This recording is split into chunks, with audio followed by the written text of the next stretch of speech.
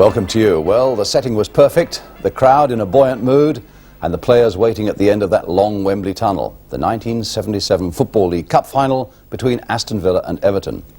And after we've seen the action together, we should be taking you into both the dressing rooms to talk to the players and to the referee to get to the bottom of one of Wembley's little mysteries. But now let's rejoin those players as they come out into the Wembley sunlight. And here they come.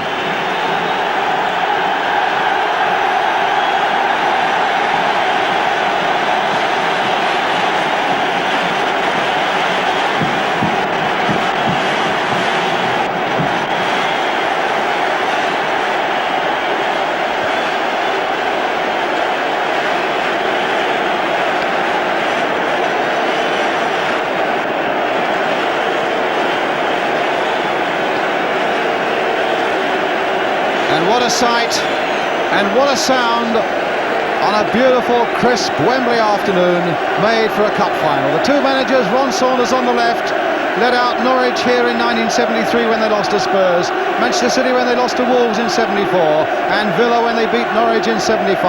Gordon Lee, who led out Newcastle last year against Manchester City when Newcastle were beaten, only the Everton manager for 2 months. And here comes Her Royal Highness the Princess Anne, the two teams to be presented to her. Behind her on the left, her husband, Captain Mark Phillips. And with her, on the right of the picture there, Lord Westwood, President of the Football League.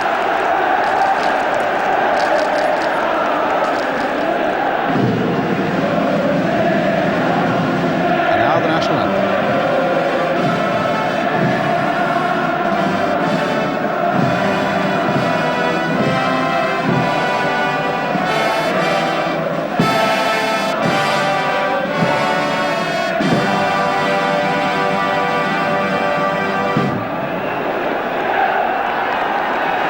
First to be presented to the Aston Villa players with their tall and bearded captain Chris Nicholl. John Gidman there, and Brian Little, the man who scored that brilliant hat-trick. Andy Gray and John Deehan, all the strikers up front there for Aston Villa.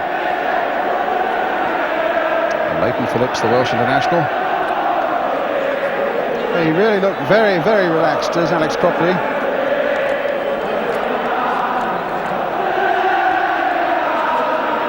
Frank Carrodus with a smile. Dennis Mortimer. Young Gordon Cowans. And the man with the Wembley touch, Ron Saunders. Well, they say he doesn't smile very often, but he too looks very happy with the situation at the moment to have got another side to this League Cup final. And now Princess Anne, escorted to the Everton side. The Everton players to be presented to her, Mick Lyons. Everton, who've never won the Football League Cup, as opposed to Aston Villa, who've won it twice and are now seeking to become the first club to win it 3 times.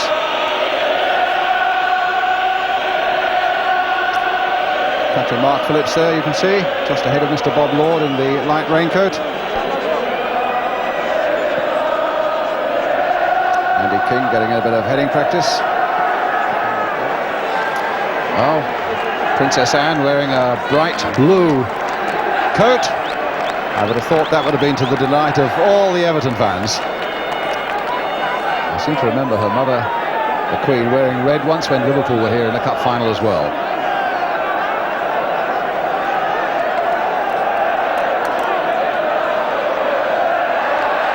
Well, Everton are going to the end where their supporters are. Villa to the end away to our left, coming towards us as we look at them now. So let's have a look at the two sides then. First of all, Aston Villa. No surprises whatsoever. Burridge in goal, Gidman, Phillips, Nicholl and Robson. A midfield of Cropley, Mortimer and Carrodus. And up front, Deehan, Gray and Little, with young Gordon Cowans, only 18 years old, the substitute. Andy Gray, 24 goals. No wonder the banner that we saw earlier today Said he's here, he's there, he's everywhere. Andy Gray. What a threat he's going to be then to this Everton side. Lawson in goal. A back four of Jones, Lyons, McNaught and Darracott.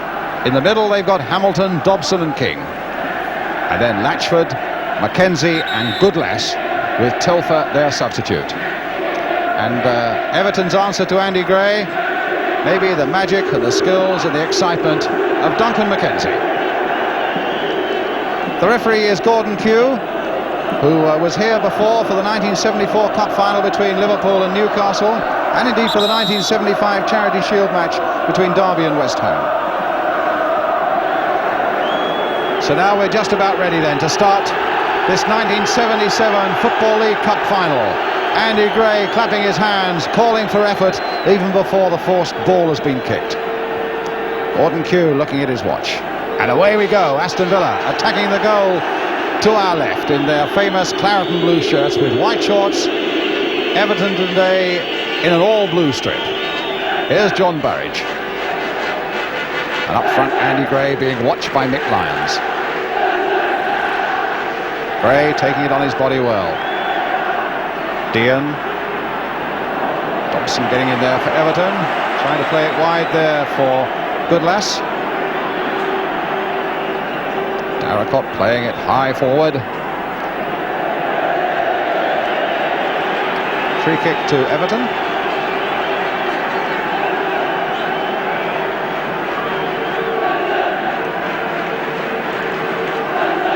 Latchford, 17 goals this season, and with Mackenzie will be quite a threat to Aston Villa. Leighton Phillips there looking around, making sure everybody's picked up. Neither side obviously would want to make any sort of bad error in these opening minutes. Give their nerves a chance to settle.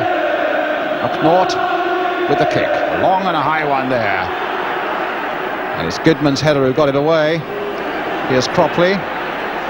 And that went off the heels of Darracott, surely a throw to Aston Villa. Joined Aston Villa in September from Arsenal, did Cropley. Now the ball with Phillips. They've got men running in there. Andy Gray touched it off nicely for Brian Little. Now can he turn this back? He can, but it went off the number 4, Mick Lyons. Here's Lyons, a little chip through to Latchford, beaten by Phillips, helped on by Mortimer, offside against Gray. The referee acknowledging the linesman but saying that the game should continue. In fact, it's gone over the byline, it'll be a goal kick.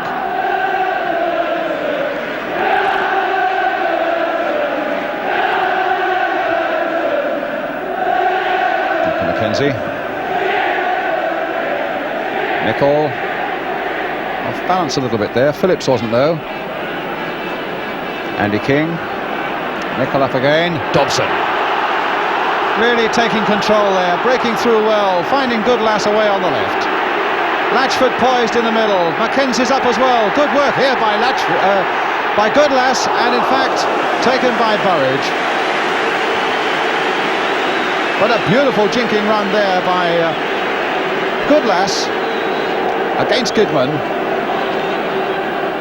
Really turned the Villa player inside out. Good jump by Lyons. Here's Jones. Flicked into Latchford. Finding King. Now Hamilton. Dobson's made a break. Instead it's McNaught. Now for Darracott.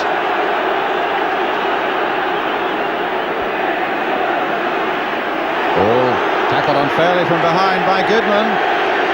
A foul on Goodlass.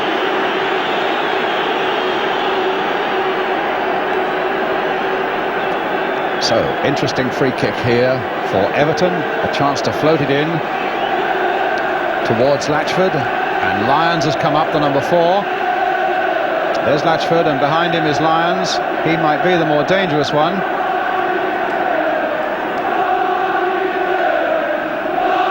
Here he is. So Goodlass floating it in. And in fact, Lyons is right in there.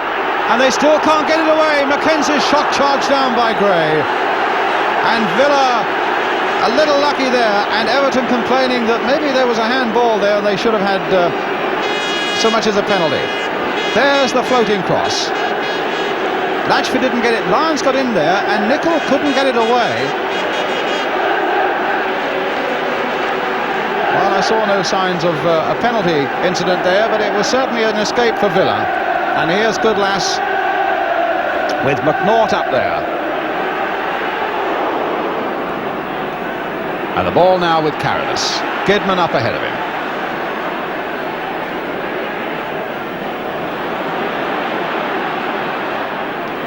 Two Villa players going for it. Deehan's there.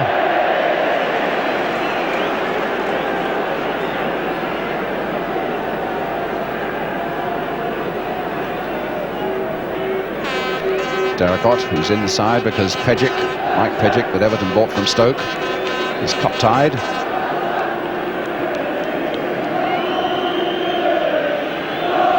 Latchford.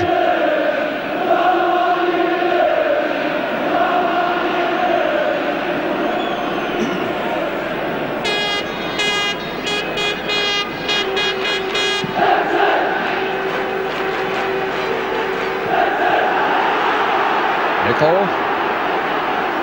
Just a little bit suspect once or twice there. Anything high coming into their area of Villa, and yet they've got a lot of height in their defence with Phillips and Nicholl. Jones not happy with that linesman's decision, giving Villa the throw. So John Robson. Alex Cropley. Well, he only kept that in, did Robson, for Mackenzie. Oh. Trying to hurdle his way over Leighton Phillips, and I think Leighton Phillips may have caught a packet in the face. Difficult to contain Mackenzie when he's in the mood, and as you can see, it was quite a tumble.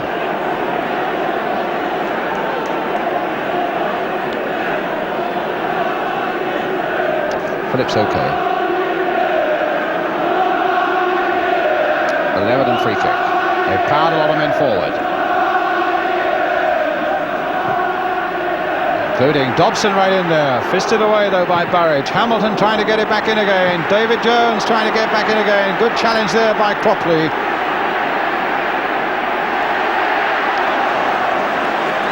Well, a really great challenge by the number 10, Alex Cropley.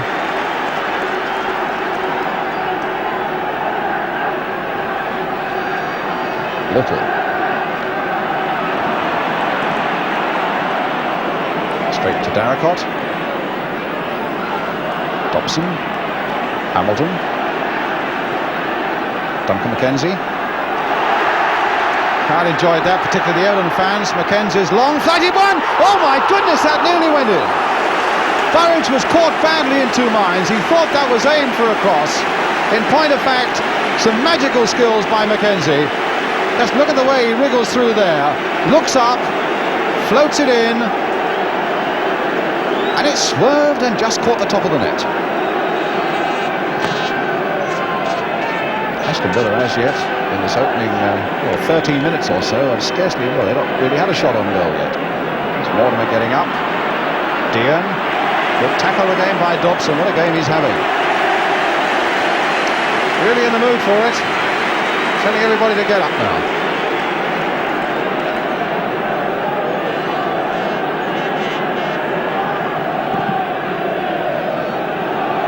Latchford versus Phillips, and a good turn there by Hamilton. Jones playing it forward towards Mackenzie. Robson's there under pressure. Oh, and there wasn't much to spare.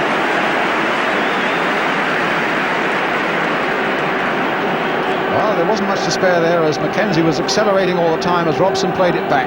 Just half a foot in it. Phillips. Lyons. Hamilton. Kept his head well, kept the ball, then found Darracott. Poor ball by him. Villa throw. Terry Darracott.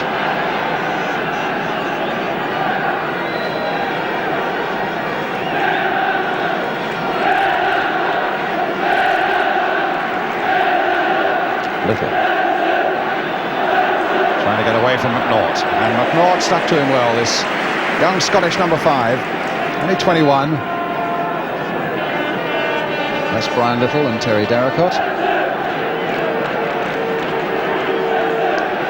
It's a sunny all day. Gidman, a long throw. McNaught's header. Little in with a shot. Minimum of backlift, minimum of effort, but very, very positive. Gidman's long throw.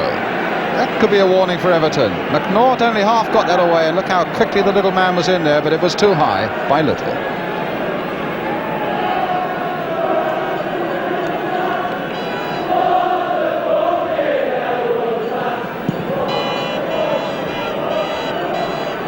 Kenzie's backward header.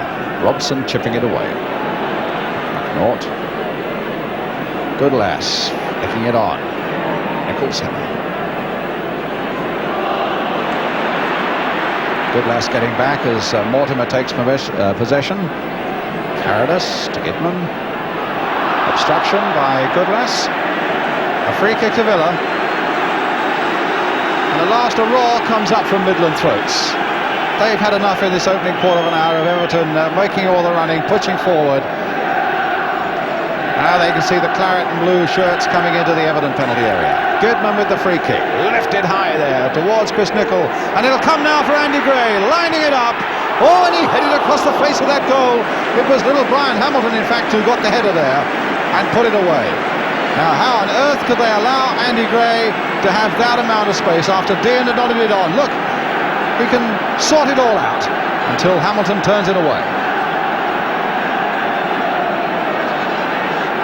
Gray might well be a little annoyed with himself for maybe not making more of that opportunity, but they've got a corner. Hit in low this time. A little try to backward header. Gidman there very sensibly trying to get it wide again, and it'll come through now for Lawson. I think it's fair to say that Everton have worried Villa, and Ron Saunders will be the first to admit that Everton have worried him maybe more than he thought.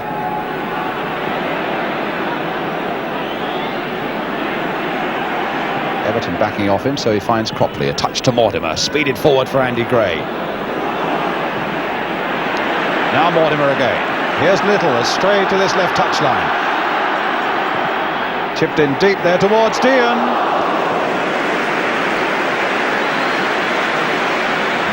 It's the first time that Little has strayed to this side of the field. Hamilton had half come with him.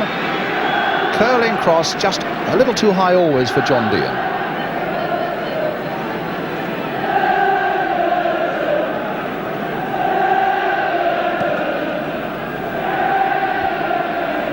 Dobson pushed in the back by Carrodus, free kick.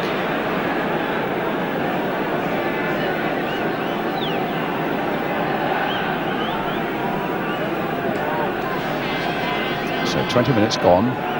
No extra time played in the League Cup final. And no magic yet, just one piece really, in fact, where he very nearly scored by Mackenzie. And Nicholl.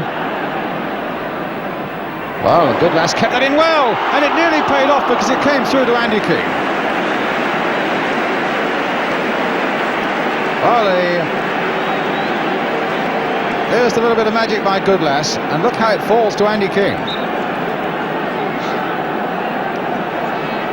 So it's Goodlass now with the corner.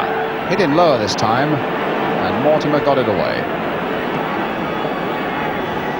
Well, at the moment, the favourites are not looking the favourites, Aston Villa, and it's Everton. Well, they're looking to Andy Gray to pull them out of this rather poor start they've made. Still no goals, though. Deep in defence, and in fact, Villa have brought everybody bar John Deehan back. But it's Everton at the moment who are looking the more comfortable side. Cropley, Deehan. Getting in their tackles well. They're putting one or two good passing movements together in the midfield.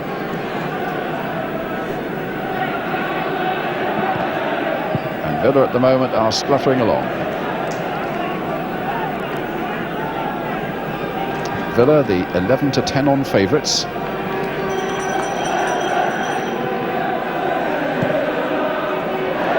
Robson putting that straight to King. Darracott.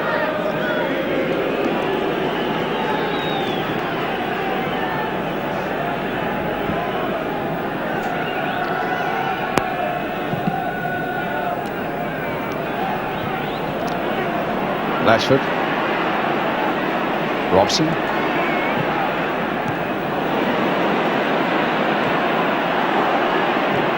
Some really good, strong but fair block tackles going in there. Nice touch by Hamilton for Latchford. Hamilton again, trying to play it wide there, and it just got to Goodless as well. But here's Nicholl. Look at Dobson. Well, a pity they didn't play the advantage there, because Everton were really on their way as Latchford found Mackenzie, but it was a foul on Dobson, who really is putting a lot of pressure on Aston Villa, and Chris Nicholl really left with a desperate attempt to try and stop him there. Had to resort to rather desperate measures.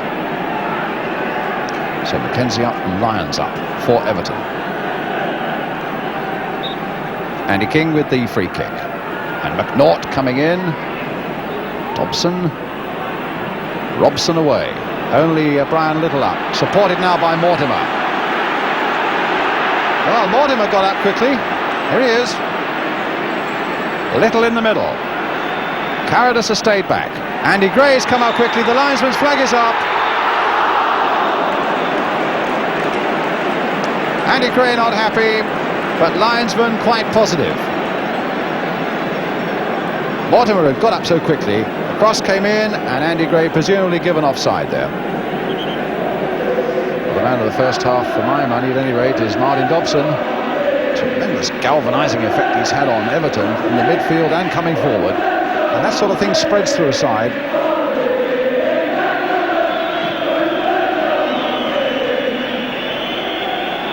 Mackenzie's after this one. No penalty, nothing given. Mackenzie disappointed.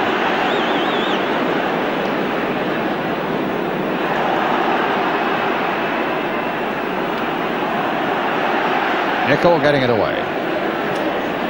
Lyons before Gray can get to it. A throw to Aston Villa.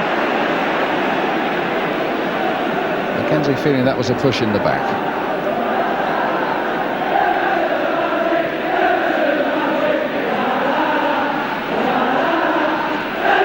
Deehan to Mortimer.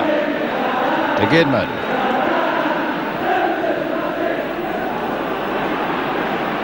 Carrodus. Deehan. McNaught there. But finding Little. Gray, the little touch there. And Everton calmly get themselves not only out of trouble, but springboarding forward now into an interesting position. Latchford. King's in there. Here's Goodless. Still Ronnie Goodless. Hit well, deflected too, but Burridge behind it.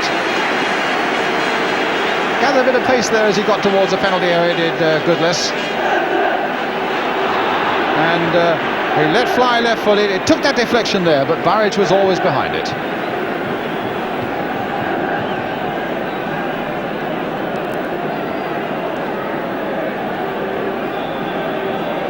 Free kick to Aston Villa. Gray up and hopeful. Lyons back and watchful. And Gidman now taking it. But he's got to come back a yard or two.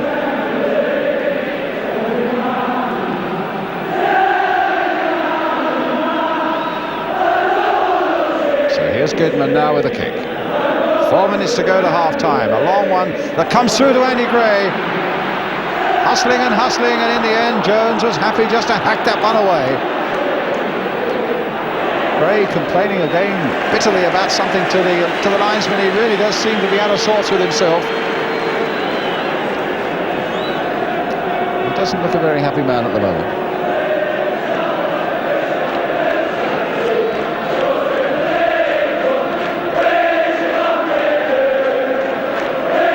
Here's Carrodus.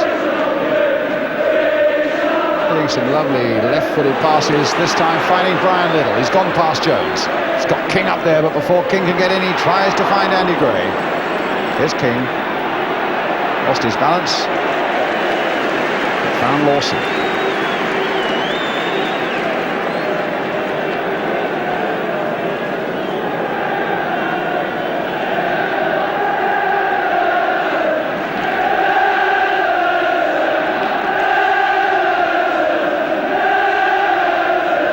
Menzies backward header. Latchford in. Goodless. Dobson. Darracott. The struggle to get to that, and it's fallen for Deehan. Gray is up. Still with Deehan. Wide of the goal. All beginning, in fact, on the halfway line when Terry Darracott was caught out a little bit, sending Deehan on his way. And there goes the half-time whistle. Martin Dobson, I think, has been the best player of this first half, and Everton have fractionally had the better of things against Aston Villa, who've not yet quite played the way they played when they demolished Queen's Park Rangers in the semi-final. And I think the two managers, Gordon Lee there of Everton is one of the fellows, and Ron Saunders of Aston Villa the other, who will be off to those dressing rooms to the right-hand side as we look, who will have plenty to say in the next 10 minutes, and the hope of transforming what has been rather an ordinary League Cup semi-final so far into something rather special in the second half. Two sides who've cancelled each other out in so many ways, and two players going off, two sets of players going off, looking just a little puzzled that it really hasn't come quite up to expectations yet, and hoping that they can do something about it in the second half. Half-time score then in the League Cup final of 1977 from Wembley. Aston Villa 0, Everton 0. We'll be right back with the second half.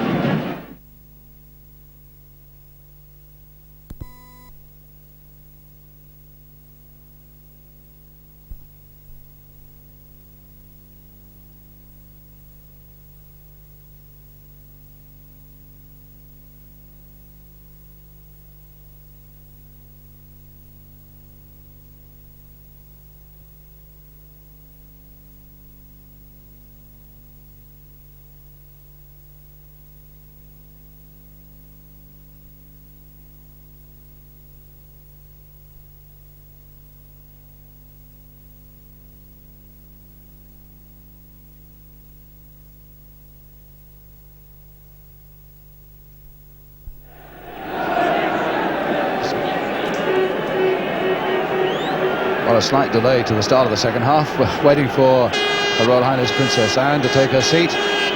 She's ready, so are we. So too is referee Gordon Kew. As we start the second half then, 0-0. Everton now attacking the goal to our left in the all-dark strip of blue. Here's Mortimer now for Aston Villa. Andy Gray right up there. Villa so far, no comparison with the side that's excited a lot of people over the last 3 or 4 months. And there doesn't seem to be the same amount of running and verve in the side as there was then. But now maybe the second half will be a different story. Carrodus shrugged off the ball there by Jones. In fact, it's a throw to Everton. Both sides in good form at the moment. Aston Villa have won their last 4 and indeed conceded only 1 goal in doing so. Everton, under the influence of manager Gordon Lee, have won their last 5. Hamilton. Well, you shouldn't try dainty things like that so close to goal, and it took David Jones in the end to stop Deehan getting away. So it's a throw to Villa. Here's Little. There's a long, high, interesting cross, and Lawson safely gathering it. Well, I wonder what the Everton bench has been saying at half-time. There's Gordon Lee with Steve Burtonshaw on the right of the picture. Phillips. Mortimer. Phillips again. Nice drag back. Now Nicholl. Here's Gidman. Long ball towards Andy Gray. Got up well there. Nodded that down nicely for Mortimer. Trying to play it inside again. Lyons there, but he's only stabbed it out as far here as Phillips. Oh! Has he given it away? He might still have given it away. Deehan, and Lawson, he might still have given it away. Now the goalkeeper's right out, and in the end, Everton get it away. But what a series of terrible mishaps there. And Lawson, the absolute hero in the first place, calmed down, he says. And all beginning when Mick Lyons gave a terrible back pass. Gray was onto it like a flash. That was the situation. Gray was onto it. Deehan had his shot beautifully saved. And now with the goalkeeper right out, the ball comes through to McNaught. There was no foul there, just to the right of the picture, and Everton escape. Here's Dobson. Given away to Gidman. And did Darracott catch him? Apparently not. Or maybe he did.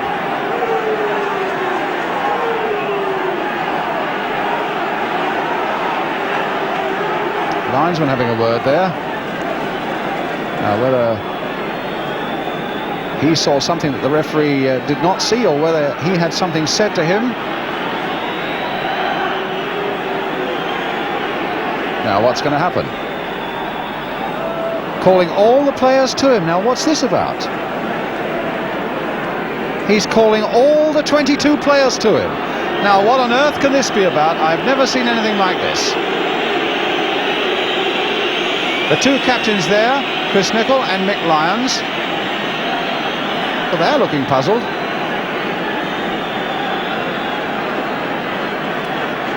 Really, it's not been a game that's been in any way unpleasant. Been some strong tackles and some very fair tackles. Now, whether somebody has lost something on the field, I think somebody has lost something on the field. They're all looking for something on the field of play. Now, what on earth can that be?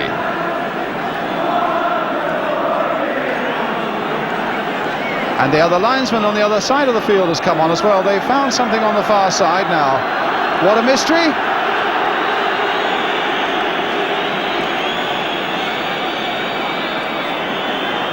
Well, something, I don't know whether something has been thrown onto the field. What's the linesman got there? Well, John Gidman, the Aston Villa #2, who's down near the touchline here, has just told our cameraman down there that he thinks it's a part of a musical instrument that's been found on the field.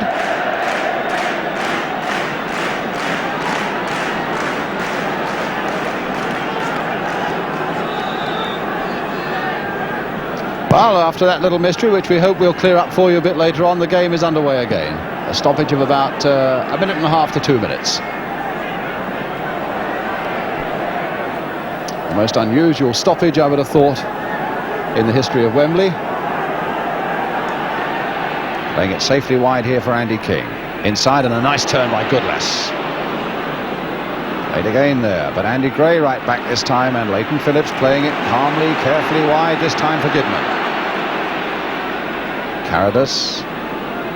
Phillips. Villa launching a few forward now. They left only a couple back. Over on the left is Cropley. A man with a very good left foot. And that's not a bad little chip either towards Deehan. Wide of the goal. Cropley with a lot of space, and Everton let him go. Nice flighted cross again. Deehan up well. Probably off Mick Lyons in the end. But a goal kick given. Not really a dish to set before a princess this afternoon.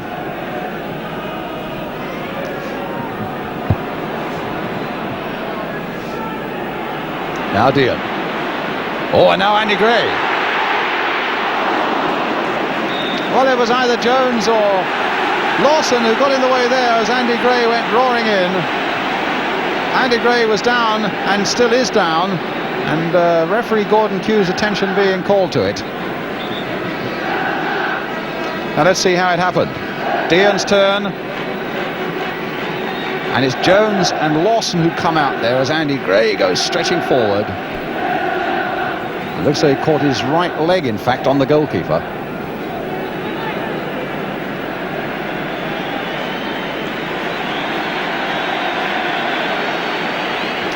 Well, the Royal Box will be glad to know that Andy Gray's all right. And it's Alex Cropley with the corner for Aston Villa.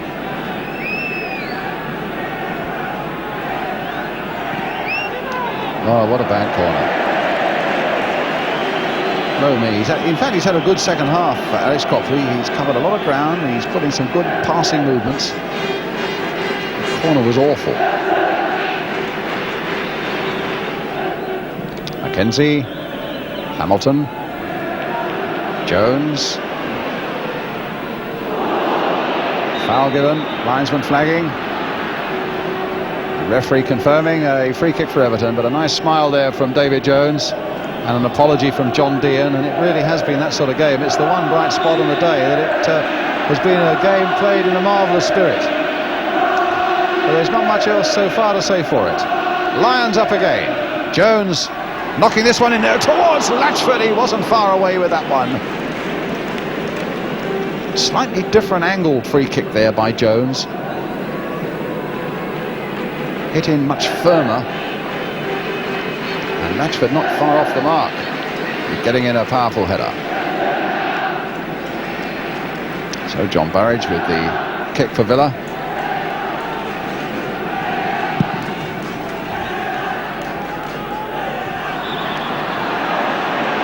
Foul that time by the Everton skipper, Lyons. On Andy Gray. So Phillips with the kick. Deehan. Back for Mortimer. Villa have brought a lot forward now. Andy Gray trying to play it back again to Leighton Phillips, and he's hit the ball in fact off an Everton defender for a corner.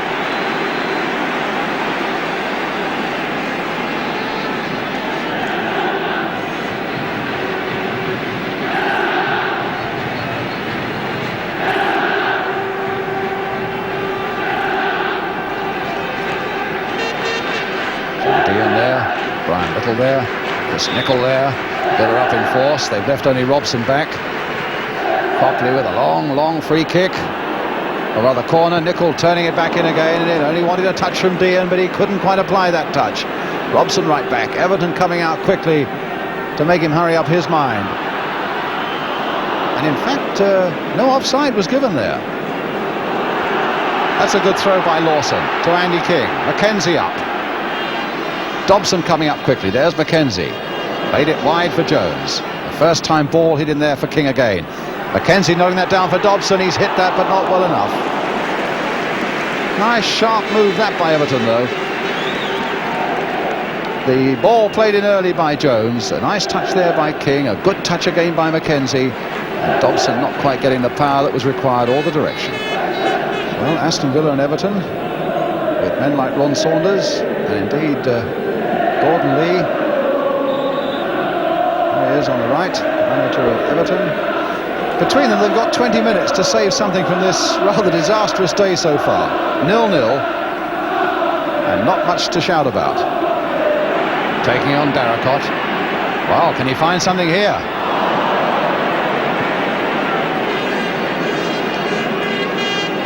Didn't really cause David Lawson any problems at all there. He only got one goal this season, Frank Carrodus. He turns Darracott nicely there, but always under it. So it's a goal kick. And I think there'll be just time for that kick to be taken.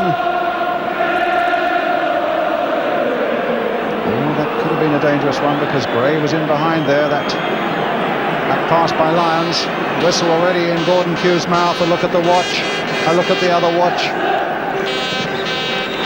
And the Football League Cup final is drawn, which means they've all got to do it again in Sheffield on Wednesday night. Goalkeeper's not particularly troubled today, David Lawson or John Burridge. The defence is really dominating this game, and the forwards not finding any way past them. Dobson a very fine first half, and not a bad second half, but a man who had a marvellous second half was Alex Cropley for Aston Villa. So a few handshakes and a lot of frowns in the crowd, I would think, from people who felt that they would have expecting something a good deal better than this. One of the poorest League Cup finals I think we've had at Wembley. Well, indeed, those were the best moments of what, as I said, must go down as one of the most disappointing Wembley finals of all time. So far as the spectacle of the occasion goes, at any rate, certainly there was some good defensive work by both sides. But it probably only confirms what you read about the game in your newspapers this morning.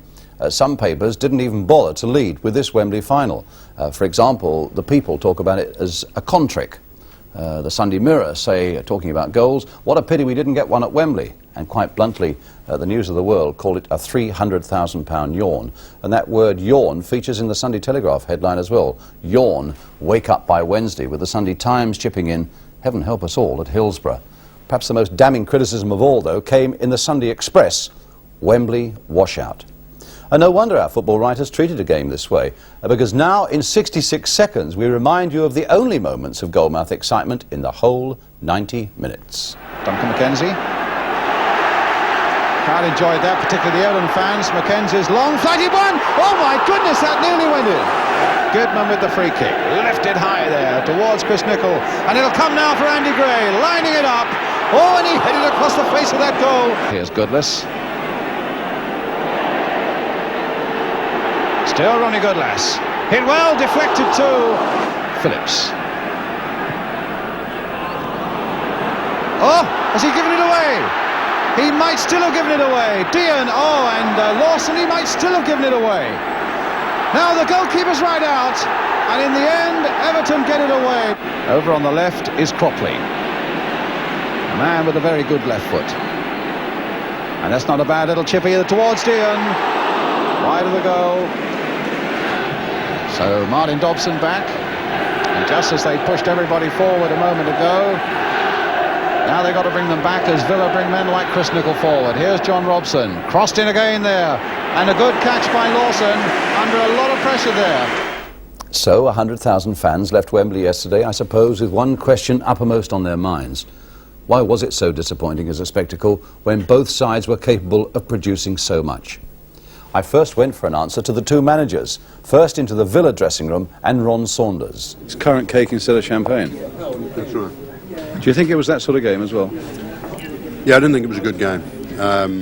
Talking from our point of view, we never got started. We had a lot of players probably froze on the day, you know. Very disappointing.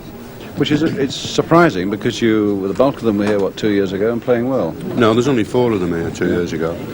All the others have come through, you know. It's a good experienced side that has done so well for you in recent weeks as well, Ron. I mean, can you put your finger on why a bloke freezes when he comes here? Well, it's all the ballyhoo, all the tension, the build-up to the game. You know, when you get the bottom of that Wembley way and come up there, even an old seasoned campaigner like me has a little bit of a bubble in the bottom of your stomach, you know. On top of which, I think today it was a bit warmer out there. There was a lot of players, about 15 minutes into the second half, that on both sides it seemed to be gasping somewhat, you know.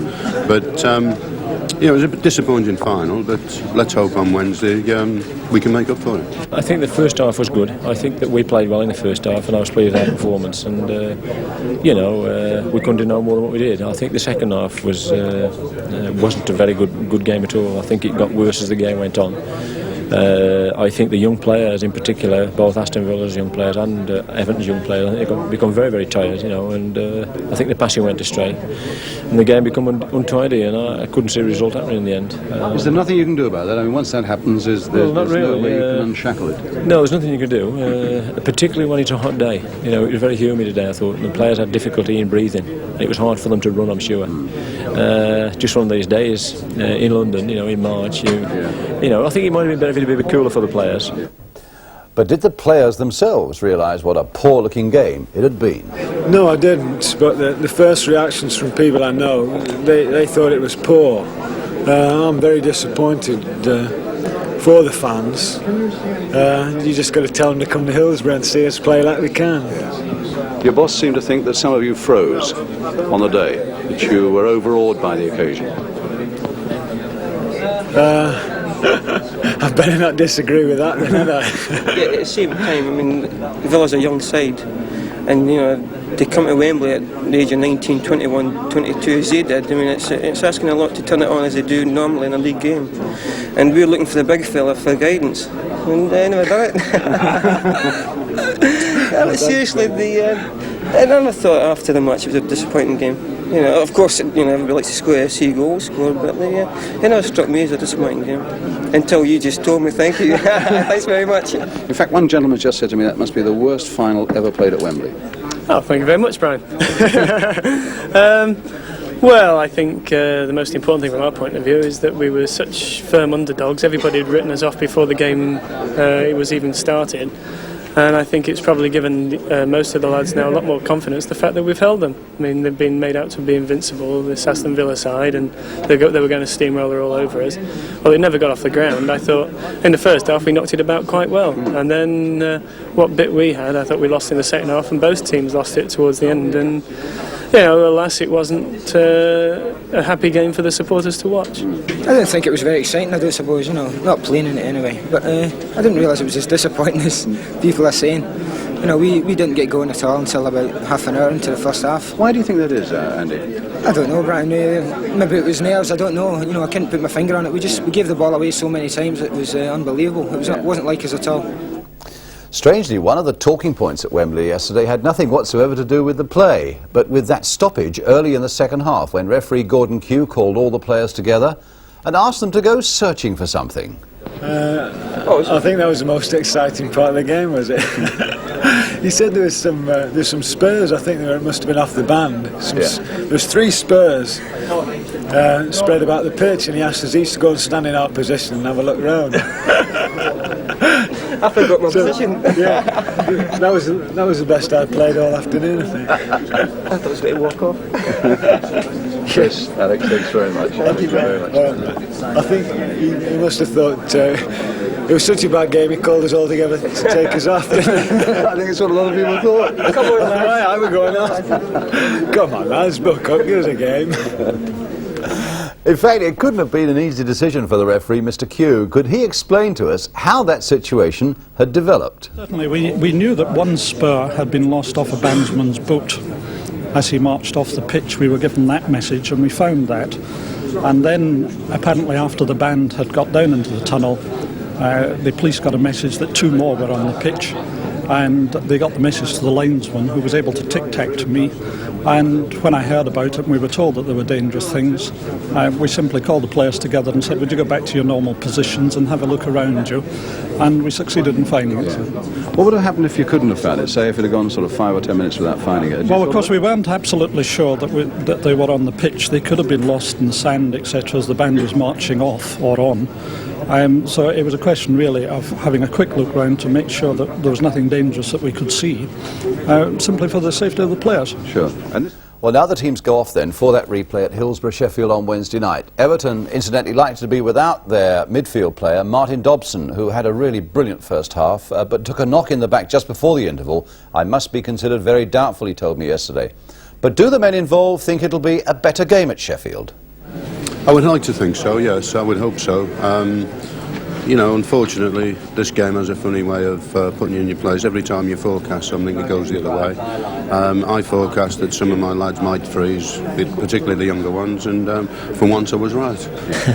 It'll probably be a bit different, I'm sure. There won't be so many people to start with, and the atmosphere will be different. But, it's still a good final, and I'm quite sure the Everton people want to win. My players want to win, and we just hope that we can produce it on the night and win it. Well, we've played 3 matches with Everton now. They haven't scored by us, have they? So you've got to fancy us, haven't you? I think it's a little bit of an anticlimax to go to Sheffield Wednesday now, as it always is. I mean, who's going to be interested in who won the League Cup on Wednesday night? I think this is the question people are going to be asking. I know obviously the Everton supporters or the Villa supporters, whoever it may be, will be delighted, but apart from that, it's a non-event, isn't it, really? I think I'm not so sure it's such a good idea not to have extra time as well, because it was such a non-event at the end of the game when neither side really knew what to do or what was happening. But there you go. It's still worth fighting for, and I think obviously we're feeling more confident now that we can do it. Well, I'm sure it will be a cup worth battling for. Well, of course it is. Apart from anything else, it carries that entry into the money-spinning world of the UEFA Cup next season, and every club wants that. But Duncan McKenzie did raise a good point, echoed, I must say, by a number of people I spoke to at Wembley Stadium yesterday. Why was there no extra time? And when you think that some people had paid £7 for a ticket, I think it's fair to say that yesterday they got less than value for money. Indeed, currently, I doubt if there is a major cup competition anywhere in the world that does not have the provision for extra time in the final. Now, I know in the past some English clubs have been reluctant to have extra time, feeling, I imagine, that it's unfair for a cup tie to be won or lost on the error of an exhausted player. I think that's wrong. But whatever the reason, we believe the Football League should recommend an urgent decision to bring back extra time for future Football League Cup finals. We are believers in extra time, that everything should be seen to be done to get the final result in a cup final. Well, one result we know we're going to get for sure comes tonight at the end of a really busy weekend for football, because tonight it's the PFA Awards dinner at the London Hilton Hotel, when the players themselves will be choosing their Player of the Year. And I can tell you that at this moment, that is the best kept secret in football. Who is the winner? It's going to be a great night, I think. Dickie Davis and I will be there to bring you the big names, the excitement, and the name of that winner. That's on ITV, 10:30 tonight, the PFA Awards dinner. Well, at least the two sides from yesterday do have a second chance at Hillsborough on Wednesday night to make things up for the fans. Now, this is the scene that'll be played again then, and I'm confident that these players and the two managers will now do everything possible to make it a final to remember in 1977.